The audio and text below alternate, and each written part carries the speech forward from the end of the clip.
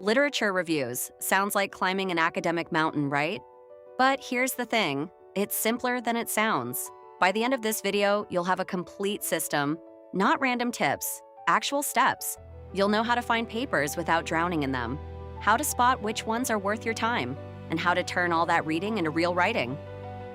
But the biggest shift? Realizing a lit review isn't about summarizing what other people said. It's about joining a conversation that's been happening without you, and finally having something to add.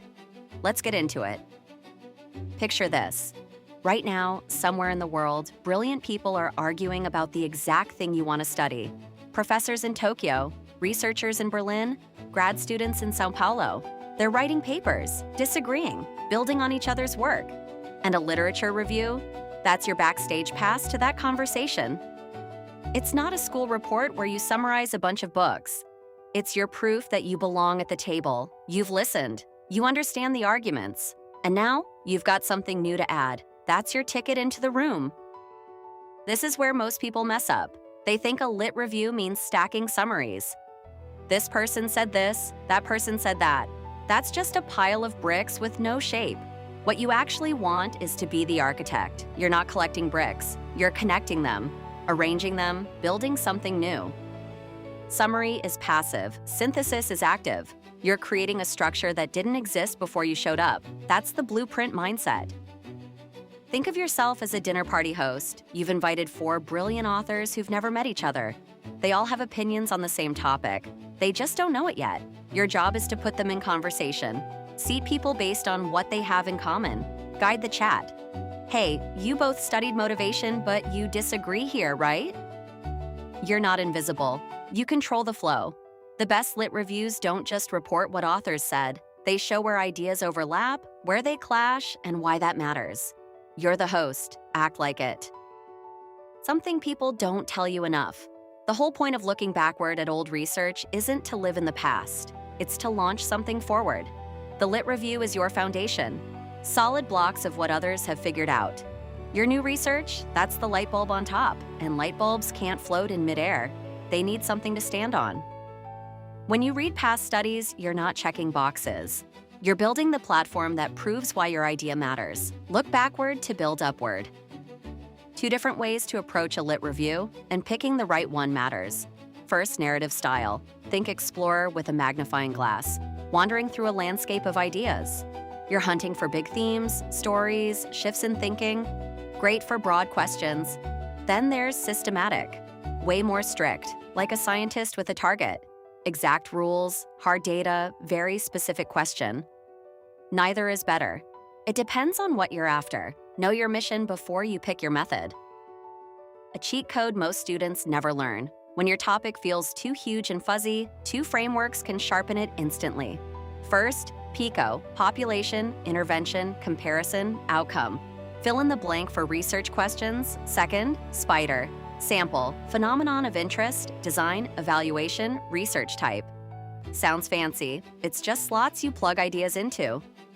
You go from, I want to study stress, to, how does meditation affect anxiety in college students compared to no intervention?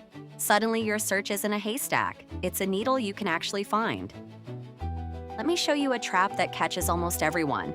You read 10 papers, then write, Smith studied X, Jones studied Y, Brown studied Z, one after another. Grocery list style, looks organized, but it's lazy. Flip it around. Group by theme, not by author. Instead of Smith did this, write 3 researchers found that motivation drops when... See the difference? Now the idea is the star. Authors are just supporting characters. That's real synthesis. Millions of papers out there. How do you avoid drowning? 2 targets. First, the abstract.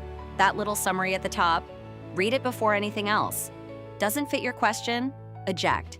Don't waste time on the full paper. Second, check citation count. A paper cited 1,400 times? That's a VIP source. Other researchers trusted it enough to build on. You can't read everything, and that's fine. Read the right things. Hit those 2 targets, and the overload becomes manageable. Time to become a search ninja. Most people type random words into Google Scholar and pray, but databases respond to logic, literally. 4 operators to know. and narrows results, forcing both terms to appear, or expands them, grabbing synonyms. Not kicks out junk, and the wild card, that asterisk. Type alcohol with an asterisk, catches alcoholism, alcoholic, everything. These aren't shortcuts. They're the difference between 2,000 useless hits and 20 perfect ones. Master the terminal. Not every source deserves your attention. Some papers look official, but they're outdated, biased, or just not good. Use this scanner, called CRAP. Currency, recent enough? Relevance, does it answer your question? Authority, is the author legit? Accuracy, real evidence backing it? Purpose, is someone trying to sell you something? Run every paper through those 5, fails on 2 or more, drop it. You're building a research foundation, can't afford weak bricks? A tool that'll save you so much pain. The synthesis matrix, basically a spreadsheet. Sources across the top, A, B, C. Down the side, your categories. Methodology, key findings, limitations. Now the trick. Don't read down the columns. Read across the rows. Reading down gives you one author's story. Reading across? That's where you see patterns instantly. Oh, all 3 found the same thing, but used different methods. Boom, synthesized paragraph waiting to happen. Work horizontally. You've read the papers. Now what? Hunt for white space, gaps nobody's filled, 4 places to look. Knowledge gaps, stuff never studied. Population gaps, groups everyone ignores. Methodological gaps, past studies did it wrong, you can do it better. Temporal gaps, research is old, world has changed. That white space, that's where your research lives. Every lit review should end with you pointing at a gap saying, "This is where I'm going." That's your contribution. Time to organize everything. 2 main options. Thematic, group by ideas. Concept A, B, C. Works when different authors tackle the same themes from different angles. Most people use this and it works. Then chronological. Trace how thinking evolved. Epoch 1, 2, 3. Great when the field went through major shifts and history tells the story. Pick what fits your topic. Usually thematic wins, but no, both exist. Exactly how to write a killer paragraph. 4 blocks snapping together. Block 1, the claim. Topic sentence about the theme, not the author. Block 2, integrated evidence. Bring in sources, but weave them into a conversation, not a list. Block 3, comparative language. Words like however or similarly, showing how ideas connect or clash. Block 4, mini conclusion. Push the argument forward 1 step. Claim, evidence, comparison, conclusion. 4 blocks, every analytical paragraph. That's the formula. The whole system in 5 steps. 1. Analyze your question with Pico or Spider. 2. Execute your search with Boolean operators. 3. Evaluate every source with the CRAP scanner. 4. Integrate in a synthesis matrix. Read horizontally. 5. Compose paragraphs using the 4-block formula. That's your launch sequence. You've got a system now. Not floating tips, an actual process, start to finish. The smartest people in your field are waiting to hear what you have to say. Go start the conversation. I'll see you in the next one.